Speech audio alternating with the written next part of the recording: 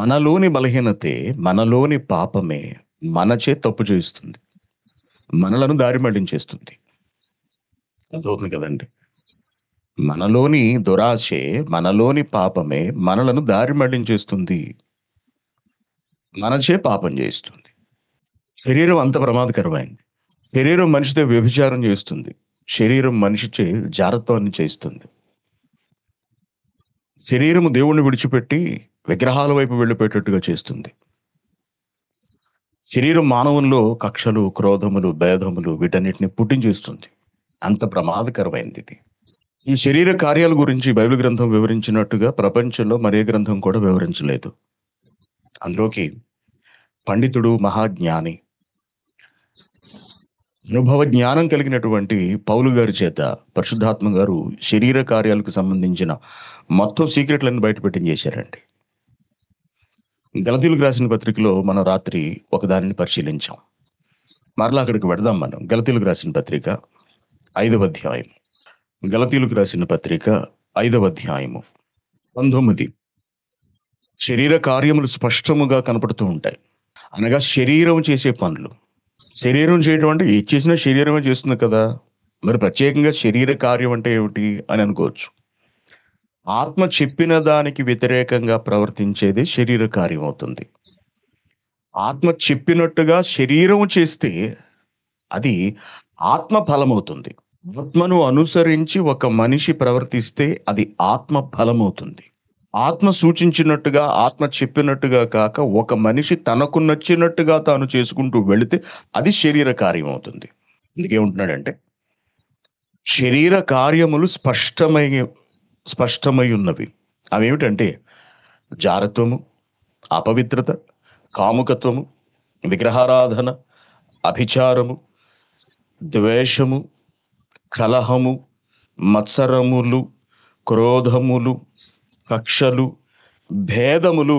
మనుషుల మధ్యలో భేదములు, విభేదములు. దానిని అనుసరిస్తూ ఉండేదే విమతములు అని రాశాడు చూడండి. విమతములు, విమతములు. విమతము అనగా విమతము. ఈ విమతములో ప్రధానమైనటువంటి పదము మనందరికీ చిరపరిచితమైన పదం ఉన్నది. అదే మతము అనేది. మతము అంటే ఏమిటి? ఓకే, ఈ మతము అంటే ఏమిటి అని మనం ఆలోచిస్తే, మతము అనగా అభిప్రాయము. మతము అనగా అభిప్రాయము. రాసుకోండి. అభిమతము అని కూడా అంటూ ఉంటారు.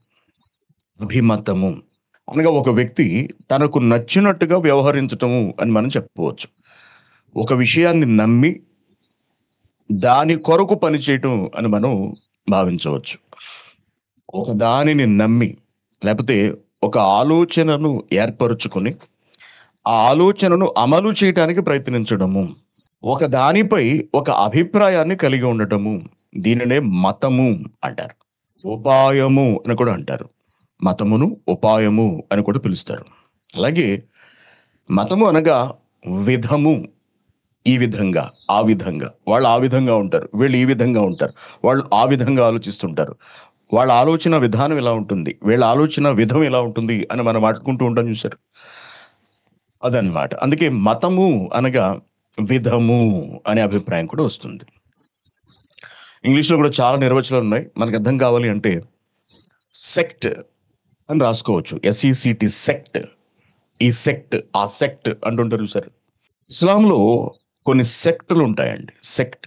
ఇస్లాంలో మహమ్మద్ గారిని అనుసరించే వాళ్ళు ఉంటారు. అలాగే అలీ హుస్సేన్ అనే ఆయనను అనుసరించేవారు ఉంటారు. కొందరిని అనగా మహమ్మద్ గారిని అనుసరించే వారిని సున్నీలు అని సెక్ట్. ఆ తెగ అనుకుందామా, లేకపోతే ఆ అభిప్రాయం కలిగిన వాళ్ళు అనుకుందామా, ఆ వర్గం అనుకుందామా, ఆ సెక్ట్. అలీ హుస్సేన్ గారిని అనుసరించే వారినేమో షియాలు అని పిలుస్తూ ఉంటారు. ఇకపోతే వీళ్ళలోనే మళ్ళీ హుస్సేనియన్స్ అని ఇంకా చాలా రకాలైనటువంటి సెక్ట్లు ఉన్నాయి, మనందరికీ తెలుసు. ఇప్పుడు క్రైస్తవ్యం దగ్గరికి మనం వద్దాం. క్రైస్తవ్యంలో రోమన్ క్యాథలిక్స్, యెహోవా సాక్షులు, మోర్మనిజం, ఇంకా చాలా రకాలైన డినామినేషన్లు మనకు కనిపిస్తూ ఉంటాయి. కొన్ని వందల శాఖలు, సెక్ట్ అనగా శాఖ. కొన్ని వందల శాఖలు మనకి ఈరోజు క్రైస్తవ్యంలో దర్శనమిస్తుంటాయి. వాళ్ళు అలా ఎందుకున్నారంటే, దానిని అభిప్రాయంగా వాళ్ళు ఏర్పరచుకొని, అదే నిజము అని నమ్మి, దానిలో ఉండి వాళ్ళు బ్రతుకుతున్నారు. దాని కొరకు వాళ్ళు పనిచేస్తున్నారు. ఉదాహరణకు రోమన్ క్యాథలిక్స్. మరియమ్మ గారిని దేవతగా భావించి, క్రీస్తుకు తల్లి, అత్యంత గౌరవనీయురాలు అని చెప్పి ఆమెను పూజిస్తూ ఉంటారు, మనకు తెలుసు. ఆమెకు విగ్రహాలు పెట్టి, ఆమెకు కొబ్బరికాయలు కొట్టి, అగరత్తులు వెలిగించి, ఆమె నామమున ప్రార్థన చేస్తూ, ఇటువంటివి వాళ్ళు కొన్ని చేస్తుంటారు. వీళ్ళు ఎందుకు ఇలా తయారయ్యారు అంటే, వాళ్ళు దానిపై ఒక అభిప్రాయాన్ని ఏర్పరచుకుని దానిలో స్థిరపడిపోయారు. ఇక మనం నిజం చెప్పినా, బైబిల్లోని అభిప్రాయం మనం వివరించే ప్రయత్నం చేసినా వాళ్ళు వినరండి. ఇక వాళ్ళకి ఎక్కువ అవి. వాళ్ళే కాదు, యెహోవా సాక్షులు కావచ్చు, ఏ డినామినేషన్కి చెందిన వాళ్ళైనా సరే, వారి అభిప్రాయం బైబిల్ ప్రకారం తప్పు అని మనం చూపించినట్లయితే చూడడానికి కూడా వాళ్ళు సిద్ధంగా ఉండరు. కొన్ని రిఫరెన్స్ కనీసం వినండి అని చెప్పినా సరే వాళ్ళు వినరండి. వద్దు బాబు మాకు చెప్పకండి అంటారు. అసలు నువ్వు వినరాదా, వింటే కానీ నీకు అర్థం కాదు కదా, వినొచ్చు కదా అంటే వినరు. అది వాళ్ళ అభిప్రాయము. ఇంకా ఒక రకంగా చెప్పాలి అంటే అంధవిశ్వాసం అని చెప్పొచ్చు, మూఢనమ్మకం అని కూడా మనం చెప్పవచ్చు. మతము అనగా అంధవిశ్వాసము. విశ్వాసం సరైనదైతే అది మతం అవుతుంది, మార్గం అవుతుంది. నమ్మకం సరైనదైతే అది మతం అవుతుంది, మార్గం అవుతుంది. కాబట్టి గుడ్డి అభిప్రాయము, అంధ అభిప్రాయము అని మనం చెప్పవచ్చు మతాన్ని. ఇంకా మతం గురించి మీ అందరికీ తెలుసు, మీరు చదువుకున్నారు. మతంలో పట్టుదల ఉంటుంది, మతంలో పౌరుషం ఉంటుంది, మతంలో అజ్ఞానం ఉంటుంది, మతంలో సహనం ఉండదు, మతంలో దీర్ఘశాంతం ఉండదు, మతంలో కోపం ఉంటుంది, మతంలో కక్షలు ఉంటాయి, మతంలో ద్రోహాలు ఉంటాయి. ఈరోజు భారతదేశపు పరిస్థితులను మనం చూస్తున్నాం. భారతదేశంలో మత ఛాందసవాదం బయలుదేరింది. అనగా మతమే, దాన్ని కొంచెం అతివాద భావజాలంతో చెప్పడం అనమాట.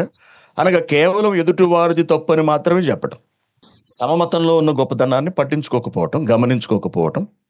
ఓకేనా? ఎదుటి వాళ్ళది తప్పని చెబుతూ తమది గొప్పగా చూపించుకునే ప్రయత్నం చేయటం. మతంలో ఇటువంటిది ఉంటుంది. ఎదుటి వాళ్ళని దూషిస్తారు, కొడతారు, అవసరమైతే చంపుతారు, బెదిరిస్తారు. ఏం చేస్తున్నారు, ఎందుకు చేస్తున్నారు తెలియకుండా ఆచారాలు, పద్ధతులు, సిద్ధాంతాలు వీటన్నిటిని కూడా పాటిస్తూ ఉంటారు.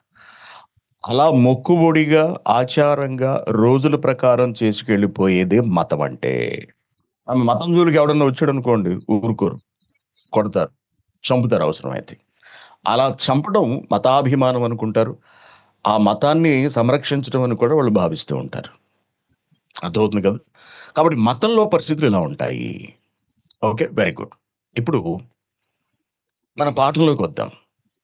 శరీర కార్యములలోని విమతములు.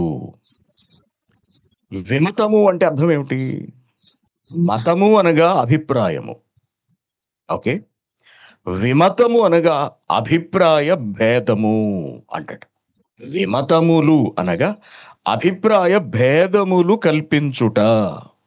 ఈ విమతములకు ముందున్నటువంటి శరీర కార్యం ఏమిటి? భేదములు. మనుషుల మధ్యలో విభేదాలు తీసుకురావటం, భేదములు కల్పించటం, అది శరీర కార్యం. దాని తర్వాత ఉన్నటువంటి విమతములు అంటే అర్థం ఏమిటి? ఉన్నటువంటి అభిప్రాయంలో భిన్నత్వాన్ని తీసుకురావటం అన్నమాట.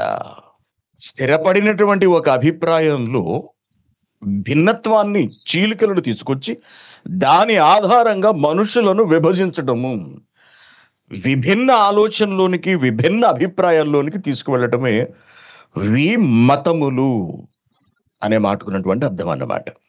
ఓకే, సో విమతములు అనగా అభిప్రాయ భేదములను కల్పించుట. విమతములు అనగా పరస్పర విరుద్ధములను లేవదీయుట. విమతములు అనగా పరస్పర విరుద్ధ అభిప్రాయాలను సృష్టించుట, కల్పించుట, లేవదీయుట. మరొక అర్థం విమతములు అనగా సందిగ్ధతను ఏర్పరచుట. సందిగ్ధత అంటే అటో ఇటో తేల్చుకోలేని పరిస్థితిని కల్పించుట, అయోమయానికి గురి చేయుట అని మనం చెప్పవచ్చు. గొప్ప సందిగ్ధంలో పడిపోయామండి, ఏం చేయాలో అర్థం కావట్లేదు, ఎటు వెళ్ళాలో అర్థం కావట్లేదు, ఏ నిర్ణయం తీసుకోవాలో బోధపడట్లేదు అని మాట్లాడుతుంటారు చూసారు అప్పుడప్పుడు. సందిగ్ధ స్థితి. సంకట పరిస్థితి అంటుంటారు చూసారా? గొప్ప సంకటం వచ్చిందండి బాబు! ఇప్పుడు ఏం చేయాలో అర్థం కావట్లేదు. అంటే ఉన్న అభిప్రాయాన్ని మార్చివేసి, ఏది స్థిరమైనదో, ఏది సత్యమైనదో తేల్చుకోలేక, మధ్యలో పడి సతమతమైపోవడం అన్నమాట. దాన్నే సందిగ్ధమైన స్థితి అని కూడా పిలుస్తూ ఉంటారు. ఈ 3 విమతమునకున్నటువంటి నిర్వచనాలు. శరీరము బహు ప్రమాదకరమైనది. శరీరము దేవుని ఆత్మను తనలో కలిగి ఉన్నప్పటికీ కూడా, తాను స్వతంత్రంగా ప్రవర్తించాలని అనుకుంటుంది. దానికి కారణం దుష్టుడు శరీరాన్ని అందుకే ఎంత వాక్యం తెలిసిన వాళ్ళైనా కొన్ని కొన్ని సందర్భాలలో బలహీనపడుతూ ఉంటారు. పాపాలకు గురవుతూ ఉంటారు. మరి ఇంత తెలిసిన వాళ్ళు అంత తప్పు ఎలా చేశారు అనే ప్రశ్న వెంటనే మనకొచ్చేస్తుంది. ఎలా చేశారంటే శరీరాన్ని బట్టి. శరీరం ఏం చేస్తుందంటే చాలా సార్లు చెప్పాను. శరీరము, హృదయము ఈ రెండిటి మధ్య ఉన్నటువంటి సంబంధం. శరీరము హృదయంతో కలిసి, ఎందుకంటే శరీరంలోనే హృదయం ఉంటుంది మనందరికీ తెలుసు. శరీరము తనలోని హృదయంతో కలిసి లోక సంబంధమైన విషయాల మీద ఎక్కువ మక్కువ కనబరుస్తుంది. ఇష్టాన్ని కనబరుస్తుంది. వాటి ఆకర్షణలోనికి వెళుతుంది. లేదా వాటిని ఆకర్షిస్తుంది. ఈ క్రమంలో ఆత్మ చేస్తున్న ఘోషను, ఆత్మ బోధను తిరస్కరించేటట్టుగా చేస్తుంది. పెడ చెవిన పెడుతుంది. పట్టించుకోదు. ఆ క్రమంలోనే మనిషి బలహీనపడతాడు. బలహీనపడి తప్పు వైపున అడుగులు వేసే ప్రయత్నం చేస్తాడు. అడుగులు వేస్తాడు ఒక్కొక్కసారి. మానవ దేహపు తీరు లోకాన్ని బట్టి అనగా అపవాదిని బట్టి లోకంలో ఉన్నదంతా శరీరాశ, నేత్రాశ, జీవపడంబం. ఇవి ఎవరి నుండి కలిగినవంటే దేవుని తండ్రి వలన కలిగినవి కావు. ఇవి దుష్టుని వలన కలిగినవి అనే సంగతి మనకు తెలుసు. వాటి వైపు లాగబడుతుంది ఈ శరీరం. వాటిని అమితంగా కోరుకుంటుంది. ఆ క్రమంలో మానవ దేహం నుండి జారత్వం వస్తుంది. వ్యభిచారం వస్తుంది. అభిచారం వస్తుంది. ద్వేషములు, క్రోధములు, కలహములు, మత్సరములు ఉన్నాయి కదా వరుసగా. చదువుదాం చూడండి ఒకసారి. శరీర కార్యములు స్పష్టమై ఉన్నవి. అవేవనగా జారత్వము, అపవిత్రత, కాముకత్వము, విగ్రహారాధన, అభిచారము, ద్వేషము, కలహము, మత్సరము, క్రోధములు, కక్షలు, భేదములు, విమతములు, అసూయలు, మత్తతలు, అలరితో కూడిన ఆటపాటలు మొదలైనవి అంటున్నాడు. ఇట్టి వాటిని చేయువారు, వీటిని గురించి నేను మునుపు చెప్పిన ప్రకారము ఇట్టి వాటిని చేసేవారు దేంతో? శరీరంతో చేసేవారు అన్నమాట. అది ఇలా మానవ దేహము మనిషిని లొంగదీసి, అనగా ఆత్మను లొంగదీసి దేవుని వైపునకు కాకుండా తన ఇష్టం వైపు లాక్కెళ్తూ ఉంటుంది. ఆ క్రమంలో కొన్ని వ్యభిచారాలుగా కనపడతాయి, కొన్ని జారత్వాలుగా కనపడతాయి, కొన్ని విగ్రహారాధనలుగా కనపడతాయి, మరికొన్ని కక్షలుగా కనిపిస్తాయి. మరికొందరిలో ఇవి ఇవి విమతములుగా కనపడుతూ ఉంటాయి. జార జారులేం కాదు అని వాళ్ళ హృదయాలలో భేదాలున్నాయి. అర్థమవుతుంది కదా! అభిచారం ఏమి చేయరు. అనగా విగ్రహారాధన సంబంధమైన కార్యక్రమాలేం చేయరు. కానీ వాళ్ళ దేహంలో భేదాలున్నాయి. ఆ శరీర కార్యాల క్రమంలోనే ఈ భేదములను, విమతములను కూడా పెట్టాడు. అంటే జారత్వం ఎటువంటిదో భేదములు కల్పించుట కూడా అటువంటిదే. ఇక మనుషుల మధ్యలో విభేదాలు తీసుకురావటం. ఆ! వ్యభిచారం ఎటువంటిదో, కాముకత్వం ఎటువంటిదో, ఈ విమతము కూడా అటువంటిదే. శరీర కార్యాల్లోని ఒక భాగమే అది కూడా. కాదంటే మనిషి తప్పు చేశాడు అంటే అందరూ జారత్వాన్నే చూస్తారు, వ్యభిచారాన్ని చూస్తారు, మరొక తప్పునే చూస్తారు తప్పించి ఇవంతగా పట్టించుకోవాల్సినవి కావు అని అనుకుంటూ ఉంటారు. అలా చెబుతున్నాను. జారత్వం ఎంతో, భేదములు కల్పించుట కూడా అంతే, విమతములు కలిగి ఉండుట కూడా అంతే, ఒకటే. దేవుని బిడ్డలారా, విమతము అనగా అభిప్రాయ భేదమును కల్పించుట. ఒక అభిప్రాయం ఉంది. ఒక ఆలోచన ఉంది. ఒక నిర్ణయం ఉంది. ఒక క్రమం ఉంది. ఒక పద్ధతి ఉంది. ఆ పద్ధతిని అనుమానంలోనికి నెట్టి, అది కాక మరొక పద్ధతిని, ఆ అభిప్రాయం కాక మరొక అభిప్రాయాన్ని ప్రజలలో కల్పించుట. దీనినే భిన్నాభిప్రాయం అంటారు. దీని వెనుక చాలా కారణాలుంటాయండి. ఇప్పుడు ఒక జారక్రియ చేయటం వెనుక శరీర కోరిక లేకపోతే సుఖము అనే కారణం ఎలా ఉంటుందో, ఈ భేదములు, విమతములు మానవుల మధ్యలో, మనుషుల మధ్యలో కల్పించుట అనే దాని వెనుక చాలా రకాలైన కారణాలుంటాయి. ఆ కారణాలేమిటో మనకు కనపడుతూ ఉంటాయి ఓపెన్‌గా. మనుషుల మధ్యలో అభిప్రాయ భేదాలు తీసుకొచ్చేవాళ్ళు. దాని నుంచి ఒక ఒక లాభాన్ని కోరుకుంటూ ఉంటారు వాళ్ళు. మనం ఇది చేస్తే మనకిదొస్తది. నిన్న చూసాం. మనుషులను విడగొడితే, మనుషులను విభజిస్తే, విభజించిన మనుషుల మీద మనం పెద్దలమైపోవచ్చు. మనం నాయకులమైపోవచ్చు. మనకంటూ ఒక సొంత గూడుంటది. మనుషులను చీలిస్తే మనకంటూ ఒక వర్గం ఏర్పడుతుంది. మనకంటూ ఒక వర్గం. ఆ వర్గాన్ని స్థాపించుకోవడం కొరకు సవ్యంగా సాగుతున్న దానిలో చిచ్చు పెడతారు. అభిప్రాయ భేదాన్ని తీసుకొస్తారు. అలా అభిప్రాయ భేదాలను పుట్టించే వాళ్ళను, కల్పించే వాళ్ళను ప్రోత్సహిస్తారు. అటువంటి వాళ్ళే విమతములు కలిగిన వారు. అభిప్రాయ భేదములను సృష్టించేవారన్నమాట. బైబిల్ గ్రంథంలో నూతన నిబంధనకొచ్చేటప్పటికి యేసుక్రీస్తు గారు రావటం, నాటి యూద సమాజంపై ఆయన విరుచుకుపడటం మనం చూస్తాం. ముఖ్యంగా ఈ ప్రధాన యాజకులు, శాస్త్రులు, పరిచయులు అనే వాళ్ళను ఆయన అసలు భరించలేదండి. ఎవరు? యేసుక్రీస్తు గారు. అసలు వాళ్ళని సహించలేదు. వాళ్ళు ఎక్కడ దొరికితే అక్కడ ఆయన వాళ్ళను మడత పెట్టేసాడని చెప్పొచ్చు, ఒక రకంగా చెప్పాడు. అంటే చితక్కొట్టేసాడు వాళ్ళను. చావు కొట్టి చెవులు మూసేయడం అంటారు చూసారా? అలా చేసేసాడండి. కారణం ఏమిటి? కారణం ఏమిటి? ఎందుకు వారి పట్ల అంత కఠినంగా యేసుక్రీస్తు గారు వ్యవహరించారు? మనకు తెలియాలి. ఆయన అంతగా విరుచుకుపడిపోవడానికి, వాళ్ళ మీద ధ్వజమెత్తడానికి, వాళ్ళను చీల్చి చెండాడడానికి గల కారణాలు ఏమిటి అని మనం చూస్తే, యూదులు దేవుని అభిప్రాయమును మార్చివేశారు. దేవుని అభిప్రాయం ఏదైతే ఉందో దానిని వాళ్ళు త్రిప్పివేశారు. దేవుని అభిప్రాయం ఏమిటి? సమాజం అంతా, తాను ఏర్పరచుకున్న తన ప్రజలందరూ, ఇశ్రాయేలీయులందరూ తాను సూచించిన మార్గంలో నడవాలి. ఉత్తమమైన సమాజముగా, పౌరులుగా వాళ్ళు జీవించాలి. యావత్ ప్రపంచానికి వాళ్ళు మార్గదర్శకులుగా ఉండాలి. వారి వెనుక తానున్నాను అనే సంగతి ప్రపంచమంతా గుర్తించాలి. అలా గుర్తించి ఆ నిజ దేవుడినైనా నన్ను తెలుసుకోవడానికి అందరూ తరలి రావాలి అని ఆయన ఆకాంక్షించాడు. దానికి అనుగుణంగానే ఆయన ధర్మశాస్త్రాన్ని సిద్ధం చేశారు. మోషే గారి ద్వారా అనుగ్రహించారు. అది అత్యుత్తమమైన జీవన విధానానికి ఆధారం అన్నమాట. ఏమిటది? ధర్మశాస్త్రం. ధర్మశాస్త్రం చాలా అద్భుతమైనది. అయితే యూదులు ఏం చేశారు? ధర్మశాస్త్రాన్ని అనుసరించే క్రమంలో ఆచారాలకు, సంప్రదాయాలకు అధిక ప్రాధాన్యతనిచ్చి, ఆజ్ఞలను పక్కన పెట్టి కేవలం ఆచారాలు మాత్రమే జరిగించుకుంటూ వెళ్ళటం ప్రారంభించారు. ఆజ్ఞలను విడిచిపెట్టారు. ఆజ్ఞలను విడిచిపెట్టారు.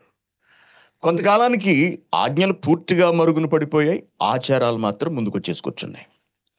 ఇప్పుడు ఆచారాలు పాటించడమే ధర్మశాస్త్రాన్ని పాటించడం అయిపోయింది. అంతవరకు వెళ్ళిపోయింది ఆ సమాజం అంతా కూడా. నాటి కాలంలో ఉన్నటువంటి పెద్దలు, యాజకులు, శాస్త్రులు, పరిచయులు వీళ్ళందరూ కూడా ప్రజలను ఆచారాలు పాటించమని ప్రోత్సహించడం మొదలుపెట్టారు. ఆజ్ఞలు పాటించమని కాదు, ఆచారాలు పాటించమని. ఈ ఆచారమునే బైబిల్ గ్రంథము మతము అనే పదంతో నిర్వచించింది. ఆచారముని మతము అనే పదంతో నిర్వచించింది. దేవుని ఆజ్ఞను పక్కదారి పట్టించి వీళ్ళు తమ అభిప్రాయాన్ని దేవుని ఆజ్ఞలకు చేర్చారన్నమాట. సో మానవుల అభిప్రాయాలు, మానవులు కల్పించిన పద్ధతులు నిలిచిపోయాయి. దేవుని ఆజ్ఞలు తొలగిపోయాయి. అందుకే యేసుక్రీస్తు గారు మాట్లాడుతూ మత్తయి సువార్త 23వ అధ్యాయంలో, మత్తయి సువార్త 23వ అధ్యాయం 3వ వచనం, అయ్యో వేషధారులైన శాస్త్రులారా, పరిచయులారా, మీరు మనుషుల ఎదుట పరలోక రాజ్యమును మూసేశారు, మోస్తారు కూడా. మీరు అందులో ప్రవేశింపరు. ప్రవేశించాలి అని ఆశపడే వారిని, ప్రయత్నించే వారిని ప్రవేశింపనివ్వరు. అయ్యో వేషధారులైన శాస్త్రులారా, పరిచయులారా అంటే వీళ్ళని మనం ఈ రోజుల్లో ఎవరితో పోల్చొచ్చు? నేడు ఉన్నటువంటి పాస్టర్లతో పోల్చొచ్చు. పాస్టర్లు సత్యాన్ని దారి మళ్లించేసిన క్రైస్తవ బోధకులు. ఈ మాట అంటే చాలా మందికి బాధ కలగవచ్చు.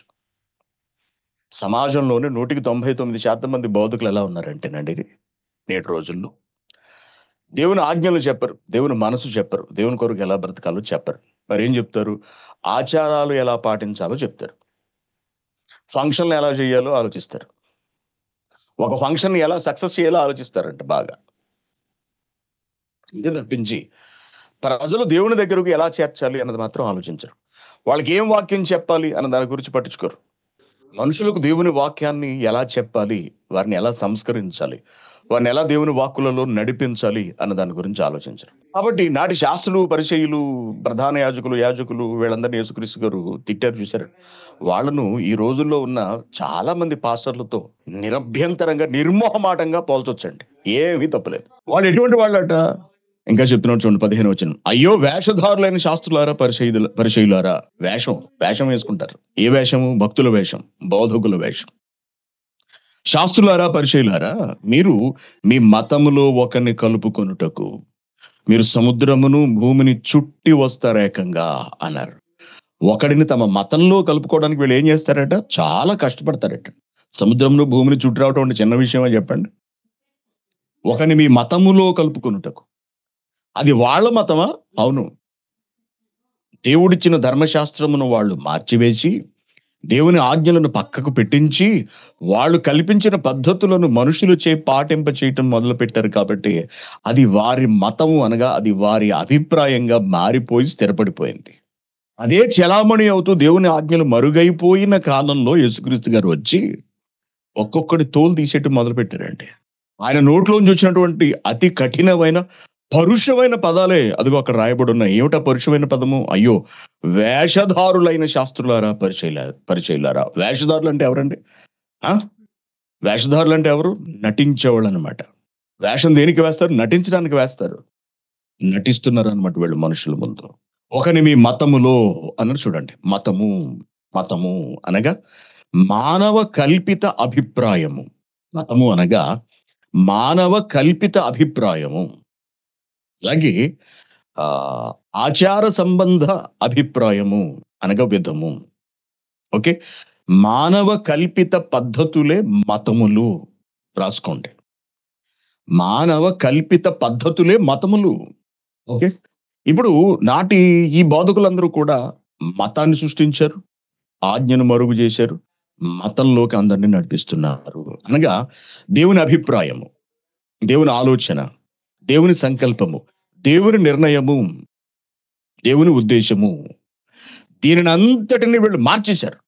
దేవుని అభిప్రాయాన్ని మార్చి తమ అభిప్రాయాలను చొప్పించి అదే దేవుని మార్గముగా, అదే దేవుని ఆలోచనగా సమాజించి పాటింప చేయటం. ఏం పాటింప చేయటం? ఆచారాలు పాటింప చేయటం మొదలు పెట్టేశారు. అనగా అభిప్రాయ భేదాన్ని సృష్టించారు. ఎవరు? నాటి యోధులు, శాస్త్రులు, పరిచయులు, ప్రధాన యాజకులు వీళ్ళందరూ కూడా. అభిప్రాయ భేదం అంటే ఉన్నటువంటి నిర్ణయాన్ని, అప్పటికే ఉన్నటువంటి ఆలోచనను మార్చడం అన్నమాట. అప్పటికే కొనసాగుతున్న దానిని మార్చి చూపించడం అదే విమతము అంటే. దానివల్ల వాళ్ళు కలిగే లాభం ఏమిటి? చాలా చాలా లాభాలు ఉంటాయి ఇటువంటి పనులు చేసే వాళ్ళకి. ఈ విమతములు సృష్టించే వాళ్ళకు చాలా లాభాలు ఉంటాయండి. వాళ్ళ మనసులోని కోరికలన్నిటినీ కూడా నెరవేర్చుకోవాలి. నేను మీకు చెప్పాను భేదములు. ఈ భేదాలు ఎక్కువగా రాజకీయ వ్యవస్థలో మనకు కనబడుతూ ఉంటాయి. ప్రజలు ఎన్నుకున్నటువంటి ప్రజా ప్రతినిధులను డబ్బాశ చూపించి తమ వైపుకు తిప్పుకుని ఉన్నటువంటి ప్రభుత్వాన్ని కూల్చి తమకు అనుగుణమైనటువంటి తమ వాళ్లతో కూడినటువంటి ఒక ప్రభుత్వాన్ని ఏర్పాటు చేసుకుంటారు. అప్పటి వరకు మంచి ఆలోచనతో ప్రజలకు ఎన్నో సంగతులు వివరించి ప్రజల నుండి ఓట్లు అడిగి వారి ఓట్ల ద్వారా ఎన్నికైనటువంటి ఒక చక్కటి భావజాలం, ఒక చక్కటి అభ్యుదయ భావాలు కలిగినటువంటి విశాల దృక్పథం కలిగినటువంటి మంచి నాయకులను వాళ్ళు డబ్బు ఆశ చూపించి లోబర్చుకుని తమ వారిగా చేసుకుంటారు. వారి ఆధారంతో అందలాలు ఎక్కుతారు. వారికి ఎప్పుడైతే డబ్బు వేశారో అంతే, తన ఆలోచన వాడు విడిచిపెట్టేస్తాడు, తన అభిప్రాయాన్ని వదిలేస్తాడు. అవుతుంది కదా, తన అభ్యుదయ భావాలను వదిలేస్తాడు, తొంగలో తొక్కేస్తాడు అంతే. వాటిని డబ్బుకు లొంగిపోతాడు, పదవికి లొంగిపోతాడు. నీకు పదవి ఇచ్చేస్తామంటారు. ఏం పదవి ఇస్తారు? నీకు మంత్రి పదవి ఇచ్చేస్తాం. ఓకే. నీకు ఉప ముఖ్యమంత్రి పదవి ఇచ్చేస్తాం. ఓకే. పోనీ కొంతకాలం నువ్వు ముఖ్యమంత్రిగా ఉండు, తర్వాత కొంతకాలం మేము ముఖ్యమంత్రిగా ఉంటాం. ఇటువంటి ఒప్పందాల మీద ప్రభుత్వాలు ఏర్పాటు అవుతుంటాయి. మీరు చూసారు. అవతల వాళ్ళ దగ్గర నుండి ఎమ్మెల్యేని తీసుకొచ్చేయటం. వాడు ఎలా మారిపోయి వచ్చేసాడు నీ మాటలు బట్టి? అభిప్రాయ భేదాలు కల్పించేశావు నువ్వు. ముందు ఒకరిని పట్టుకుంటారండి, ఒక ఎమ్మెల్యేని పట్టుకుంటారు, వాడితో ఒప్పందం చేసుకుంటారు. ఇదిగో ఈ ప్రాజెక్ట్, ఈ డీల్ నీకు అప్పగిస్తున్నాం, ఈ ఆపరేషన్ నువ్వు జరిగించాలి. ఆపరేషన్ అంటే హాస్పిటల్‌లో చేసే పొట్ట కోసేసే ఆపరేషన్ దాని గురించి కాదు మాట్లాడుతున్నా. ఒక ఒక ఒక ఒక ఆపరేషన్ అనగా దీన్ని నువ్వు జరిగించాలి. ఏమిటి? ఇదిగో నీకింతిస్తాం. నువ్వు నెమ్మదిగా మీ వాళ్ళతో మాట్లాడి ఒక 50 మందిని మన వైపు త్రిప్పు. ఇప్పుడు ఒక్కొక్కళ్ళకి ఇంతిస్తాం. నీకీ మంత్రి పదవిస్తాం. నీకీ అధికారం ఇస్తాం. లేతే నీకీ కార్పొరేషన్ చైర్మన్ ఇస్తాం. నీకు క్యాబినెట్ మినిస్టర్ ఇస్తాం. నువ్వెంతమందిని తీసుకొస్తావో వాళ్ళందరికీ కూడా స్టేట్ మినిస్టర్స్ ఇస్తాం. అనగా సహాయక మంత్రులు ఇచ్చేస్తాం. అనగానే కర్ణాటకలో ఏం జరిగిందో మీకు తెలుసు. ఇంచుమించు 3 ఏళ్ల క్రితం అనుకుంటా కర్ణాటకలో అప్పటికున్నటువంటి ఆహ్, సంకీర్ణ ప్రభుత్వము. ఆయన పేరు మర్చిపోయాను. కర్ణాటక ముఖ్యమంత్రిగా పనిచేశారు. దేవెగౌడ వాళ్ళ కుమారుడు. ఆయన ముఖ్యమంత్రిగా కొనసాగుతున్నటువంటి ప్రభుత్వంలో ఎమ్మెల్యేలను కొనేసి, ఎమ్మెల్యేలను కొనేసి బీజేపీ ప్రభుత్వాన్ని ఫార్మ్ చేసిందండి. అందరికీ తెలుసు మనకి సంగతి. 13 మంది ఎంతమంది ఎమ్మెల్యేలు అటు నుంచి ఇటొచ్చారు. అలా వచ్చిన వాళ్ళందరికీ మంత్రి పదవులిచ్చేసారండి. తర్వాత ఎన్నికల్లో 13 ఓడిపోయారు. వాళ్ళెందుకు అలా వచ్చేసారు? కారణం ఏమిటి? వారి అభిప్రాయాన్ని వీళ్ళు మార్చేశారు. వాడు పార్టీలోకి చేరినప్పుడు ప్రమాణం చేస్తాడు. పార్టీ సిద్ధాంతాలకు, పార్టీ లక్ష్యాలకు కట్టుబడి ఉంటానంటాడు. కానీ ఎప్పుడైతే మంత్రి పదవిస్తాము అన్నారో అంతే అయిపోయింది. కాంట్రాక్ట్‌లు నీకిస్తామన్నారో అంతే అయిపోయింది. తన అభిప్రాయాన్ని, తనకున్నటువంటి గౌరవాన్ని డబ్బు కోసం, పదవి కోసం తాకట్టు పెట్టేసాడంతే. అలా ఎన్నో చూస్తున్నాం మనం. ఎన్నెన్నో ప్రభుత్వాలు కూలిపోవడం మనకు తెలుసు. అభిప్రాయ భేదములన్నమాట. అంటే ఈ అభిప్రాయ భేదములు కల్పించుట వెనుక దురాశలుంటాయి అనే సంగతి మనకు చాలా ఖచ్చితంగా అర్థమవుతుంది. ఈ శరీరానికి ఏం కావాలండి? ఈ శరీరానికి ఏం కావాలి? అసలు శరీరానికి ఏమున్నాయి? శరీరానికి నేత్రాశ, శరీరానికి ఒక ప్రత్యేకమైన ఆశ, జీవపు డంబము అన్నాడు చూడండి. జీవపు డంబం ఉంటుంది శరీరానికి. అంటే నేను గొప్పగా ఉండాలి. నేను రాయల్‌గా ఉండాలి. ఎంతకాలం నేను ఇలా బ్రతకాలి? ఎంతకాలం నేను ఈ స్థితిలోనే ఉండిపోవాలి? నో. నేను కూడా టాప్ పొజిషన్‌కెళ్ళాలి. నన్ను కూడా అందరూ గౌరవించాలి. నేను కూడా వేదికలెక్కాలి. నేను కూడా గొప్ప ప్రసంగికుడిని అనిపించుకోవాలి. ఇటువంటి ఆశలు చాలా మందిలో ఉంటాయండి. వాళ్ళు దాన్ని కప్పిపుచ్చుకుంటూ తమలో అటువంటివేవీ లేవు అన్నట్టుగా చూపించుకుంటూ ఎదటి వారిలో ఇటువంటి ఆశలు కల్పిస్తూ ఉంటారు, సృష్టిస్తూ ఉంటారు. అవతల వాళ్ళు మంచి అభిప్రాయంతో ఉన్నప్పటికీ దేవుని పని పట్ల, సంఘము పట్ల, నాయకుడి పట్ల మంచి ఆలోచనతో ఉన్నప్పటికీ కూడా వాళ్ళ ఆలోచనలను మార్చేస్తారు. వారి అభిప్రాయంలో భేదాలు పుట్టించేస్తారన్నమాట.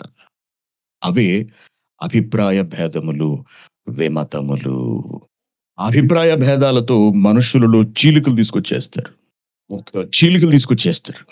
వాళ్ళ అభిప్రాయంలోకి లాగేసుకుంటారనక మింగేస్తారన్నమాట. మింగేస్తారు. వాళ్ళ ఆలోచనలోనికి రప్పించేసుకుంటారు. దాంతో మంచి వాళ్ళు కూడా అభిప్రాయ భేదాలు కల్పించే వాళ్ళ చేతుల్లోనికి వెళ్ళిపోతారండి. అలా వెళ్ళిన తర్వాత ఇంక వాళ్ళు ఏం చేస్తున్నా అది వారికి సరైనదిగానే కనపడుతూ ఉంటుంది. ఏం చేసినా సరే. చూసారా ఒక వ్యక్తి ఒక అక్రమ సంబంధంలోకి దిగాడనుకోండి. అంతవరకు బానే ఉన్నాడు. అక్రమ సంబంధంలోకి దిగిపోయాడు. తాను చేస్తున్నది అతనికి తప్పుగా అనిపించదు. ఎవరితో అయితే ఆ సంబంధాన్ని కలిగి ఉన్నాడో అవతల వాళ్ళు కూడా దాన్ని తప్పుగా తీసుకోరు. తాము చేస్తున్నది మంచిదే, సరైనదే, నో ప్రాబ్లమ్, పర్వాలేదు, ఏం కాదులే అని తమ్మును తాము సర్ది చెప్పేసుకుంటూ ఉంటారన్నమాట. అర్థమవుతుంది కదా! అటువంటి ఆలోచనలోకి వెళ్ళిపోతారు అందరూ. తీసుకెళ్ళిపోతారు. అటువంటి భిన్నాభిప్రాయాలు, భేదాభిప్రాయాలు పుట్టించేస్తారు. అలాగే జరిగాయి దేవుని పిల్లలారా ఇవన్నీని. అవతల వాళ్ళ చేతుల్లో వీళ్ళు కీలుబొమ్మలుగా మారిపోతారు. కరెక్ట్. కీలుబొమ్మలుగా మారిపోతారు. మారిపోయి దేనికైనా సరే ద్రోహాన్ని తలపెట్టేటంతటి ఎత్తుకెళ్ళిపోతారండి. ఎందుకు దేని కొరకు? పేరు కొరకు, గొప్ప కొరకు, అధికారాల కొరకు. పైకి మాత్రం ఎలా కనపడుతుంది? మనమందరం దేవుని పని చేయాలి. మనమందరం సువార్త ప్రకటించాలి. మనమందరం కష్టపడి పని చేయాలి దేవుని కొరకు అని. పైకి ఇది పెడతారు పైన. కానీ లోపల అభిప్రాయం వేరుగా ఉంటుంది. దేవుని పిల్లలారా మీరందరూ జాగ్రత్త. ఇది శరీర కార్యము. దీని బారిన పడి కొంతమంది తమకు తెలియకుండానే అడ్డంగా దానికి దొరికిపోయారు. పాపం అంటే ఒక్క జారత్వం అని అనుకోకండి. పాపం అంటే ఒక అపవిత్రత అని అనుకోకండి. భేదములు పాపము, శరీర కార్యము.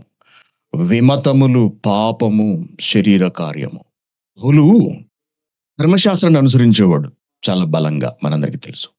పౌలు దృష్టిలో క్రీస్తునందు విశ్వాసం ఉంచటం అనేది అభిప్రాయ భేదం. బాగా గమనించాలి. మీరు ఒకసారి పౌలు బ్రతికిన కాలానికి వెళ్ళండి. పౌలు సౌలుగా ఉన్నటువంటి పరిస్థితికి వెళ్ళండి. పౌలు సౌలుగా బ్రతికిన కాలానికి వెళ్ళండి. సౌలు ధర్మశాస్త్రంలో దిట్ట. గమలీయేలు పాదాల దగ్గర సత్యాన్ని నేర్చుకున్నవాడు. గమలీయేలు పాదాల దగ్గర పెరిగినటువంటి వాడు. చూడండి అపోస్తుల కార్యములు 22వ అధ్యాయము. అపోస్తుల కార్యములు 22వ అధ్యాయము 3వ వచనం. నేను మాట్లాడుతున్నది పౌలు గారు తన గురించి చెబుతున్నాడు. నేను కిలికియలోని తార్సులో పుట్టిన యూదుడను. అయితే ఈ పట్టణములో గమలీయేలు పాదముల యొద్ద పెరిగి మన పితరుల ధర్మశాస్త్ర సంబంధమగు నిష్టయందు శిక్షితుడనై మీరందరూ నేడు ఉన్న ప్రకారము దేవుని గూర్చి ఆసక్తుడనై ఉండి ఈ మార్గములోనున్న పురుషులను స్త్రీలను బంధించి చెరసాలలో వేయించుచు మరణము వరకు హింసించి తిని. తన గురించి తను ఎలా చెప్పుకున్నాడు చూడండి. పౌలు పరిస్థితి ఎలా ఉన్నదట? పితరుల ధర్మశాస్త్ర సంబంధముకు నిష్టయందు శిక్షితుడునే. నిష్ట అనగా ఆచారాలు పాటించడంలో పౌలు గారు దిట్ట. తిరుగులేదనమాట. ఇక ఖచ్చితంగా ఆ పండుగలను మిగిలిన వాటన్నిటిని కూడా పాటించేవాడు. శిక్షితుడు, మంచి ట్రైనింగ్ తీసుకున్నవాడు వీటిని ఎలా జరిగించాలన్న దాని విషయం. మీరందరూ నేడున్న ప్రకారము దేవుని గూర్చి అత్యంత ఆసక్తి కలిగిన వాడు. దేవుడంటే మహా ప్రేమ ఉన్నవాడు, చాలా ఆసక్తి కలిగిన వాడు. ఈ మార్గంలో ఉన్న పురుషులు ఏ మార్గంలో ఉన్నారు? క్రీస్తు మార్గంలో ఉన్నారు. క్రీస్తుది మార్గము. మానవులు కల్పించినది మతము. అర్థమవుతుంది కదా? ఆచారాలతో కూడినది మతం అవుతుంది, సత్యముతో కూడినది మార్గం అవుతుంది. అందుకే క్రైస్తవులను ఉద్దేశించి పౌలు ఏమంటున్నాడంటే, ఈ మార్గములోనున్న పురుషులను స్త్రీలను బంధించి చెరసాలలో వేయించుచు మరణము వరకు హింసించుతుంది. ఎందుకు ఇలా ప్రవర్తించాడు పౌలు గారు?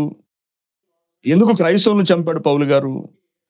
వాళ్ళ గురించి ఏమనుకున్నాడంటే పౌలు, వీళ్ళు మన అభిప్రాయమును మారుస్తున్నారు, మనలో అభిప్రాయ భేదములను పుట్టిస్తున్నారు. ధర్మశాస్త్రం వల్ల నీతిమంతులుగా తీర్చబడాలి అని వ్రాయబడి ఉండగా, అలా కాకుండా ధర్మశాస్త్రాన్ని వదిలేసి ఎవరో యేసుక్రీస్తట, ఆ యేసునందు విశ్వాసం ఉంచితే మోక్షానికి చేరతారట, దేవుడి దగ్గరికి చేరుకుంటారట, అలా నీతిమంతులు అవుతారట. అలా ఎలా కుదురుతుంది? వీళ్ళెవరో నిన్న కాక మొన్న వచ్చి ఈ ధర్మశాస్త్రం అంతా తప్పు అంటున్నారా అని చెప్పి క్రైస్తవుల మీదకి వెళ్ళిపోవడం మొదలుపెట్టాడు. క్రైస్తవులు హింసించడం, వాళ్ళని చంపడం మొదలుపెట్టాడు. అంటే క్రీస్తు చూపినటువంటి మార్గం ధర్మశాస్త్రంలో బ్రతుకుతున్నటువంటి పౌలు గారికి ఎలా కనపడిందంటే అభిప్రాయ భేదముగా కనిపించింది. అవుతుంది కదా? క్రైస్తవులు విమతములు కల్పించేవారు అని అనుకున్నాడు పౌలు గారు. అది మనకు గలతీయులకు రాసిన పత్రికలో కూడా కనిపిస్తుంది. చూడండి, గలతీయులకు రాసిన పత్రిక 1వ అధ్యాయము 13వ వచనం. పూర్వమందు యోధ మతస్థుడనై ఉన్నప్పుడు నేను దేవుని సంఘమును అపరిమితముగా హింసించి నాశనము చేయుచు. ఎందుకు? క్రైస్తవులు కానిది ఏదో బోధిస్తున్నారు. ఆ యేసట ఎవరో, ఆ యేసే మెస్సీ అట, ఆ యేసే క్రీస్తట. అసలు ఎంత దారుణంగా వీళ్ళు మాట్లాడుతున్నారు, ఇటువంటి వాళ్ళు బ్రతకడానికి తగదు అని చెప్పి క్రైస్తవులను హింసించాడు.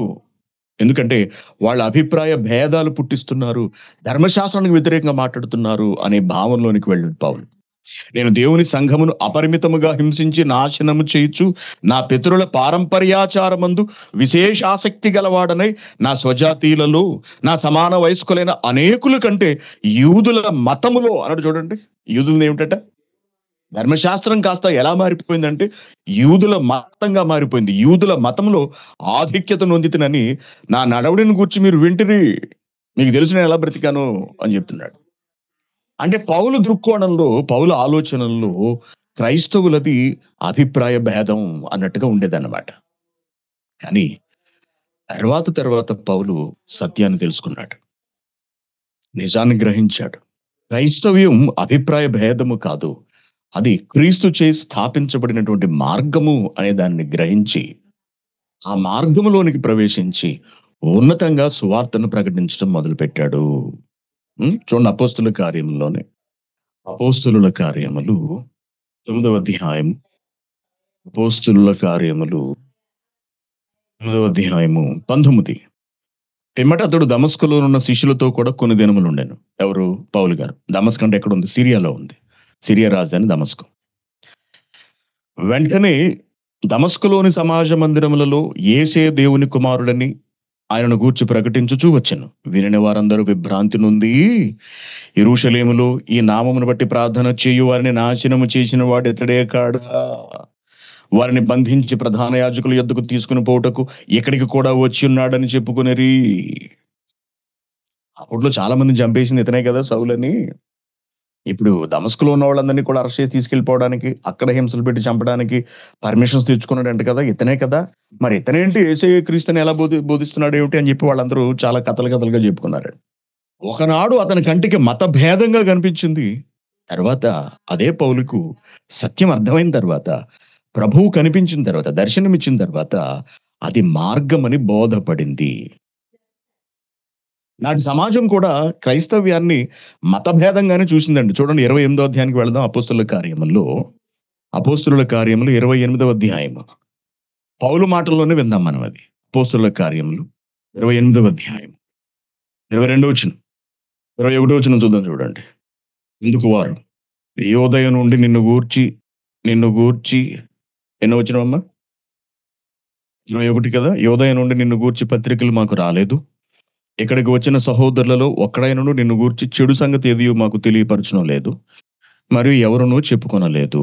అయినను ఈ విషయమై నీ అభిప్రాయము నీ వలన వినగోరుచున్నాము.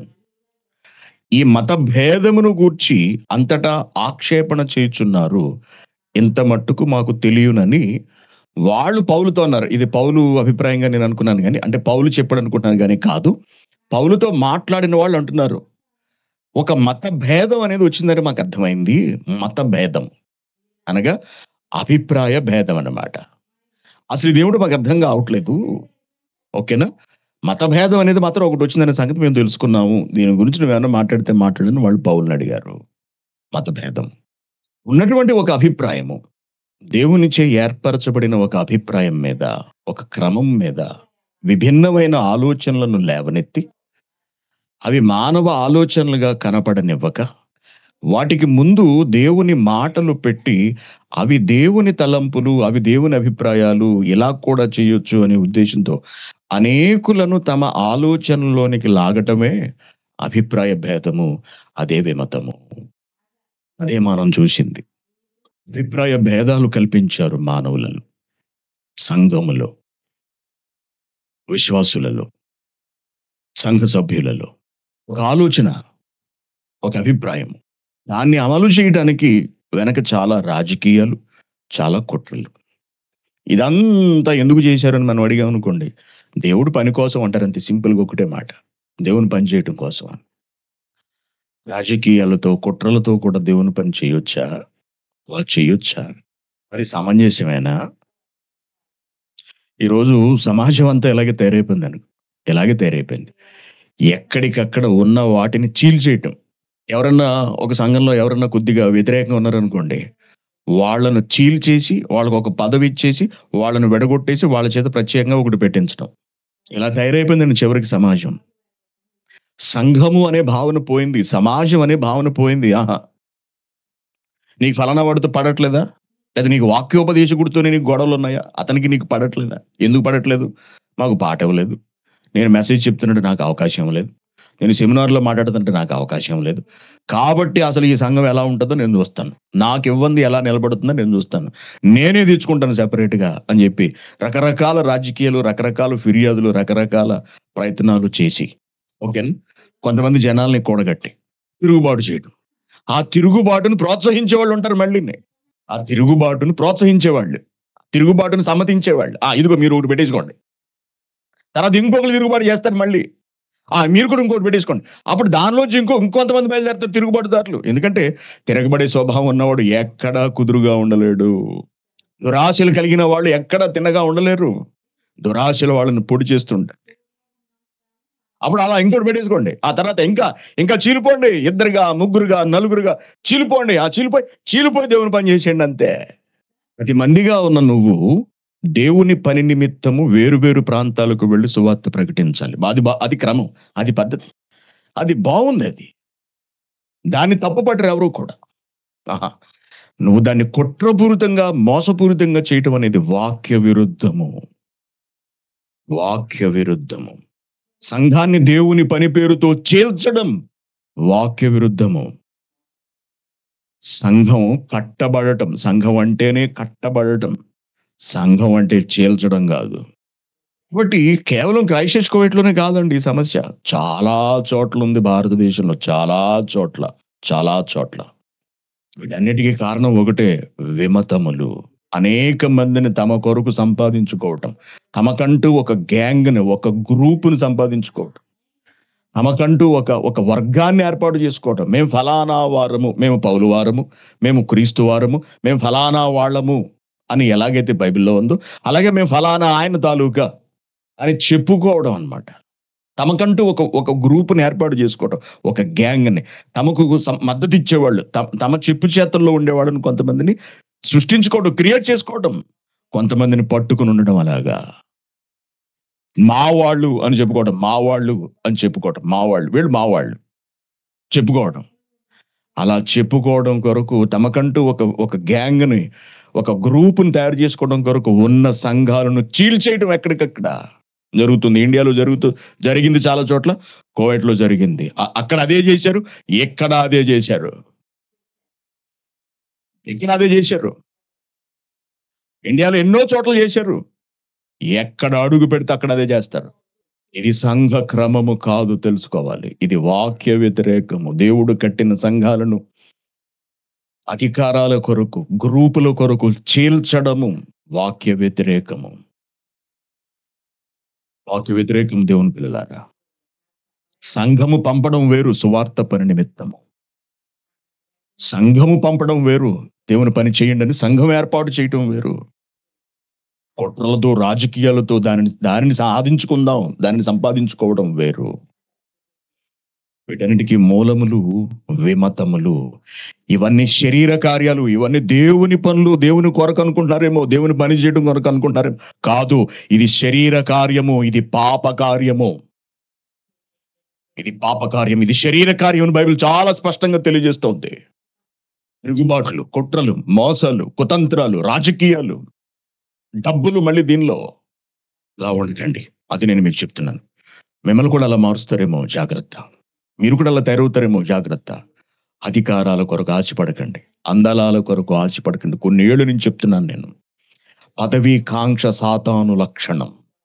పదవీ కాంక్ష సాతాను లక్షణం. అధికార కాంక్ష సాతాను స్వభావము. అపవాది స్వభావము. చీల్చుట అపవాది స్వభావము. చీల్చుట. అపవాది ఏం చేశాడు? పరలోకంలో దేవుని మీద తిరుగుబాటు చేసి కోట్ల మందిని తన వైపు తిప్పుకున్నాడు. అపవాది లక్షణము తిరుగుబాటు. అపవాది లక్షణం సంఘమును చీల్చుట, వ్యవస్థను చీల్చుట. వ్యవస్థను చీల్చేయడం అపవాది స్వభావం, అపవాది లక్షణం అది. బైబిల్ చదివితే అర్థమైపోతాయి మనకన్నీ. కోరహ ఏం చేశాడు? చీల్చేశాడు సమాజాన్ని. 250 మందిని తన వైపు తిప్పుకున్నాడు. ఇశ్రాయేలు సమాజంలో చిచ్చు పెట్టాడు. చీలిక తీసుకొచ్చేసాడు. విమతములు, అభిప్రాయ భేదాలను కల్పించడం అన్నమాట. దేవుని సముఖమందున్నటువంటి దూతలలో అభిప్రాయ భేదాలు సృష్టించాడు అపవాది అనేవాడు లేచి. ఇశ్రాయేలు సమాజంలో కోరహ అనేవాడు లేచి సమాజంలోని మనుషులలో, ఇశ్రాయేలీలో అభిప్రాయ భేదాలు పుట్టించాడు లేవీయుల్లో. అదే కొనసాగుతోంది నేటికి కూడా. దానికి పెట్టిన అందమైన పేరే దేవుని పని. ఇది విమతము. కాబట్టి దేవుని పిల్లలారా జాగ్రత్త. మిమ్మల్ని కూడా ఈడ్చుకెళ్ళిపోతారు ఇలాగే. ఇటువంటి అభిప్రాయ భేదాలతో మీ మనసులో కూడా భిన్నాభిప్రాయాలు పుట్టించేస్తారు. కాలం ఎలా ఉంటారు మీరు? మీరు ఎంబీడీహెచ్ పూర్తి చేసేశారు కదా. మరి మీరేం మాట్లాడరా ఇంకా? ఇంకెప్పుడు చూసినా నువ్వు కారు నడుపుతూనే ఉంటావా? ఎప్పుడు చూసినా నువ్వు వంట చేస్తూనే ఉంటావా? నువ్వెప్పుడు చూసినా దొడ్లు కడుగుతూనే ఉంటావా? ఎంతకాలం ఇలా ఉంటారు మీరు? లాగేయి సురేష్‌ని పక్కకే. నువ్వెక్కేయి అంతే దాని మీద. కుదరదా? ఇంకోటి పెట్టేయి అంతే. రేపు ఇంకొకడొస్తాడు అటువంటోడు. ఇంకొకటి పెట్టేయి. ఆ తర్వాత ఇంకొకడొస్తాడు. ఆళ్ళలోంచి వెళ్ళిపోయి ఇంకొకటి పెట్టేయి. ఇదే ఇంక జరగబోయేది. ఆ! ఇటువంటి వాటిని ప్రోత్సహిస్తున్నారు. ఇటువంటి వాటిని ప్రోత్సహించే వాళ్ళతో జాగ్రత్త. సంఘాన్ని చీల్చే వాళ్ళతో క్రైస్ట్ చర్చ్ కోవెట్ నడవదని ఎప్పుడో ఎప్పుడో నిర్ణయం తీసుకుంది. నిర్ణయాన్ని సంఘానికి వెలువరించాం. ఎవరుంచినా మనల్ని ఎవరు ఉంచుకోకపోయినా, మనల్ని తీసేసినా, మనల్ని తీసేసినా, ఆ రోజు చెప్పేసాం. అది వారి అభిప్రాయానికి విడిచిపెట్టేస్తున్నాం. మనల్ని తీసేసినా క్రైస్ట్ చర్చ్ కోవెట్ తన దేవుని పనిని జరిగిస్తుంది ఎప్పటికీ కూడా. సంఘాలను అవమానించే వాళ్ళతో కలిసి నడవదు. సంఘం పట్ల విలువ లేని వాళ్ళతో, అధికారమే ముఖ్యం, పదవే ముఖ్యం. సంఘాన్ని ఏమన్నంటే చీమ కుట్టినట్టు కూడా ఉండదు కొంతమందికి. పదవి ఇచ్చేస్తే చాలు పడుంటారన్నమాట అలా. అటువంటి వాళ్ళు అటువంటి వాళ్ళతో క్రైస్ట్ చర్చ్ కోవెట్ నడవదు ఎప్పటికి కూడా. అటువంటి వాళ్ళతో కలిసి ఉండదు. అటువంటి వాళ్ళని చేరదీయదు. మనుషుల కొరకు క్రైస్ట్ చర్చ్ కోవెట్ నడవట్లేదని నేను ఎప్పటి నుంచో చెప్తున్నాను నేను. మనుషులను సంపాదించుకున్నట్టు కొరకు కాదు, ఆత్మలను సంపాదించుకున్నట్టు కొరకు క్రైస్ట్ చర్చ్ కోవెట్ పనిచేస్తోంది. కాబట్టి దేవుని పిల్లలారా, సంఘాలను చీల్చటం విమతములు అనే దానికి నిదర్శనము. గ్రూపులను ఏర్పాటు చేసుకోవడం విమతములు, భేదాభిప్రాయాలు, అభిప్రాయ భేదములు కల్పించడానికి నిదర్శనము. ఉన్నతంగా సాగుతున్న వాటిని విడగొట్టేయడం, దేవుని పని పేరుతో విడగొట్టేయడం, విమతములు కలిగి ఉన్నవారు వీళ్ళు అని చెప్పడానికి నిదర్శనము. కాబట్టి జాగ్రత్త. ఇటువంటి వారిని మీ దగ్గరకు చేరనివ్వకండి. ఇటువంటి వాళ్ళ మాటలకు మీరు చెవినివ్వకండి. మీరే నష్టపోతారు. మాకేం నష్టం లేదు. విన్నవాళ్ళే పోతున్నారు. ఎవరైతే చెవినిచ్చారో వాళ్ళే పోయారు. ఇలా మీరు కూడా నష్టపోతారు. మీరు కూడా దెబ్బతింటారు. మీరు కూడా మోసపోతారు. జాగ్రత్త. మీరు ఏం వింటున్నారు జాగ్రత్తగా చూసుకోండి. మీతో ఏం మాట్లాడుతున్నారో, ఎవరు మాట్లాడుతున్నారో వాళ్ళని మీరు కనిపెట్టుకొని ఉండండి. ఆ! వంకర మాటలతో మందను ఈడ్చుకెళ్ళిపోవాలనే వాళ్ళు మీకు ఫోన్లు చేస్తారు. మీ దగ్గరకొస్తారు. సురేష్ అనే దగ్గరుంటే ఎంత కాలం ఉన్నా అంతే. నీకొక్క పదవి కూడా ఇవ్వడు. నువ్వు మా దగ్గరికి రా. నీకు బ్రహ్మాండమైన పదవులిచ్చేస్తాం. ఇవి ఇలా కూడా ఎరవేస్తున్నారండి. తెలుసా మీకు? సంవత్సరం క్రితం ఎరవేశారు ఒకతనికి. అసిస్టెంట్ కోఆర్డినేటర్ ఇస్తాం రా అని చెప్పి ఎరవేశారంట. పదవులు ఏంటి దేవుని పనికి పదవులతో సంబంధం ఉందా? అంటే పదవిస్తే వెళ్ళిపోతావా నువ్వు? నీకు పదవి ముఖ్యమా? వాక్యం ముఖ్యమా? దేవుడు ముఖ్యమా? పదవులిస్తే సంఘాన్ని చులకన చేసేస్తారా? పదవులిస్తే సంఘానికున్న విలువను తీసేస్తారా? విలువను తీసేస్తారా? జాగ్రత్త. పదవులు మిమ్మల్ని దేవుడి నుంచి దూరం చేసేస్తాయి. క్రైస్ట్ చర్చ్ కోవెట్‌లో ఉన్న వాళ్ళకి చెప్తున్నాను. పదవులకు ఆశపడే వాళ్ళు సాతానును అనుసరించేవాళ్ళు. సురేష్ పదవి కొరకు కోవెట్ రాలేదు. పదవి కొరకు ఆశపడట్లేదు కూడా. మరలా చెప్తున్నాను నేను. ఆ రోజు ఎంత డేర్‌గా చెప్పాను.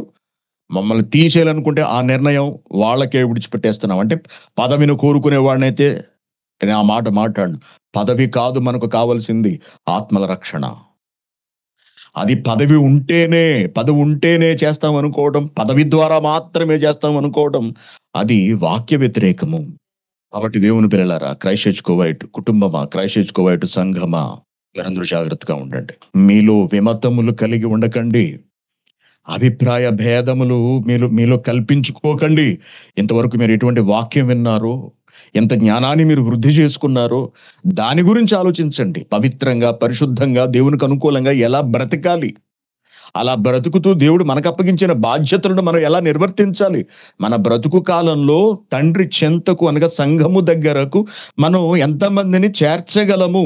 ఎంతమందిని వాక్యానికి దగ్గర చేయగలము అని మనం ఆలోచించుకోవాలి. తప్పించి మనకే పదవొస్తది. మన సంఘంలోకి వచ్చి 10 ఏళ్ళైంది ఇంతవరకు మనకేమేమి లేదు. మన సంఘంలో చేరి 15 ఏళ్ళైంది ఇంతవరకు సురేష్ అన్న మనకేమేమి లేదు. సురేష్ అన్న పక్కన కుర్చీ వేయలేదు. అతను ఒక్కడే కూర్చుంటాడు స్టేజ్ మీద. ఇంకొకళ్ళని ఎవరిని కూర్చోబెట్టుకోడు. అతడు మోనార్క్‌లా మాట్లాడతాడు. పొగరుబోతులా మాట్లాడతాడు. ఆ! రకరకాల మాటలండి నాకు. భలే ఆశ్చర్యం. భలే మాట్లాడారండి నిజంగా వచ్చి మన దగ్గరకొచ్చి భలే మాటలనమాట. భలే మాటలు. వద్దు దేవుని పిల్లారా. అటువంటి వాళ్ళ చేతిలో పడి మోసపోకండి. పదవులకు ఆశపడిపోకండి. వాక్యాన్ని త్రిప్పివేయకండి. అభిప్రాయ భేదాలకు లొంగిపోకండి. మోసపోకండి. అభిప్రాయ భేదాలు మీలో పెట్టుకొని ఉండకండి. చూసారా? సురేష్ బాబు వాక్యోపదేశకుడు అని మాత్రమే ఉంటుంది. హోదాను వేస్తే మన వాళ్ళు పాంప్లెట్‌లో వేయాలి వేస్తే. హోదా లేదు.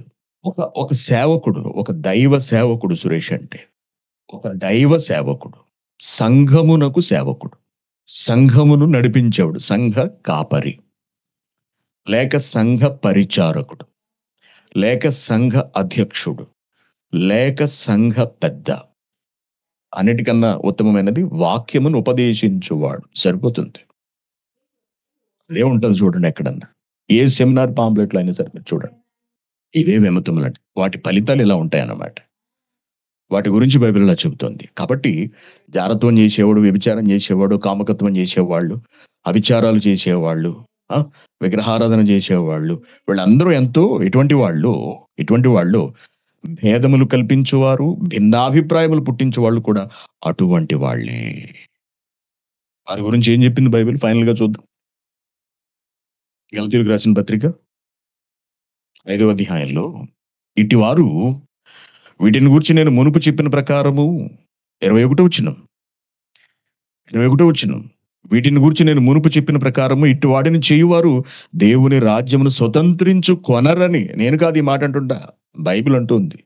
ఇటువంటి వాళ్ళు దేవుని రాజ్యమును స్వతంత్రించుకొనరని మీతో స్పష్టంగా చెబుతున్నాను. అభిప్రాయ భేదాలు కల్పించు వారితో జాగ్రత్తగా ఉండండి. క్రైస్తవ సమాజంలో గూడు కట్టుకున్నటువంటి అబద్ధ బోధలు, ఆచారాలు, సంప్రదాయాలు ఇవన్నీ కూడా వాక్యాన్ని పక్కదారి పట్టించేసాయి. కాబట్టి సాతాను బంధకాలలో చిక్కుకున్న క్రైస్తవ సమాజాన్ని విలువైన వాక్యముతో కాపాడవలసింది మనమే. అయితే దురదృష్టవశాత్తు వాక్యాన్ని ఎరిగిన వారు కూడా అన్నిటిని పక్కన పెట్టేసి ప్రేమతో మనం వాళ్ళలో కలిసిపోవాలి అనడం అనేది చాలా బాధాకరమైన విషయం అన్నమాట. వాళ్ళతో కలిసిపోవడం ప్రేమ అనుకుంటున్నారే తప్పించి, వాళ్ళను ఆ పరిస్థితి నుండి విడిపించి సత్యవాక్యం దగ్గరకు నడిపించడం ప్రేమని అనుకోవట్లేదు. కాబట్టి అందరూ దారి తప్పిపోతున్నటువంటి ఈ రోజుల్లో కనీసం క్రైస్ట్ చర్చ్ కువైట్‌గా ఉన్న మనమైనా సరే సత్యమందు నిలబడితే, సత్యాన్ని బలంగా చేతపట్టుకుని మనం నడిస్తే, మన కుటుంబాలన్నా బలంగా నిలబడగలిగితే రాబోయే తరాలను మనం కాపాడుకోగలము.